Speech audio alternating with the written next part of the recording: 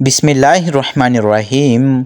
पुराने ज़माने में एक शख्स बुज़ुर्ग आलिम की खिदमत में हाजिर हुए और अर्ज़ किया कि ए अल्लाह की वली, मेरा एक ऊँट है। मैं सारा दिन मेहनत मजदूरी करता हूँ और इस ऊँट पर सामान लाता हूँ और मैं इसकी दाने पानी का पूरा ख्याल रखता हूँ, लेकिन जब मैं रात को सोता हूँ तो वो ऐसी दर्दनाक आवाज़ निकालता है कि मेरी आंख नहीं लगती। अब मैं आपकी खिदमत में हाजिर हुआ हूँ कि दुआ फरमा दीजिए कि मेरा ऊँट मुझे रात को सोने दिया करे। बुजुर्ग आलिम ने जब ये बात सुनी तो कहा कि ऊँट लेकर आओ। जब ऊँट लाया गया तो बुजुर्ग ने कहा कि तेरे मालिक तेरी शिकायत बयान कर रहा है कि वो तेरी दाने पानी ख्याल रखता है, लेकिन तुम इसका ख्याल नहीं रखता और रात को ऐसी आवाज़ निकालता है कि जिससे तेरे मालिक की नींद खराब होती है। ये क्या मामला है?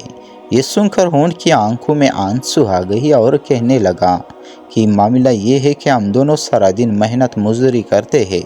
ये मेरा ख्याल रखता है और मैं इसका ख्याल रखता हूँ। ये बोझ लाता है और मैं लेकर पहुँचाता हूँ। ये मुझे दाना पानी भी देता है। हम दोनों एक दूसरे की अच्छे साथी है। बुजुर्ग आलिम ने कहा कि जब अच्छी साथी हो तो फिर इसको सोने क्यों नहीं देते? वो कहने लगा कि मामला ये है कि कई मर्तबा ये थके हुए घर आते हैं, मगरिब के बाद खाना खाते हैं। इस वक्त कभी कभी इन पर नींद गालिब आ जाती है तो दिल में सोचते हैं कि मैं थोड़ी देर के लिए कमर सीट कर लूँ, फिर मैं उठकर इशा की नमाज़ पढ़ लूँगा। लेकिन जब कमर सीधी करने के लिए लेटते हैं तो नींद गिरी हो जाती है। उन्होंने इशा की नमाज नहीं पढ़ी होती।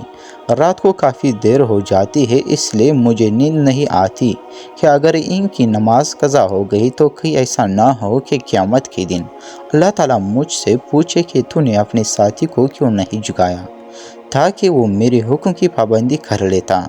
थकावट की वजह से मेरे ऊपर भी नींद का गलबा होता है, मगर मैं अल्लाह से डरता हूँ और दर्दनाक आवाज़ निकालता हूँ कि मेरा मालिक भी उठ कर जाए, अपने मालिक की बंदगी कर ले।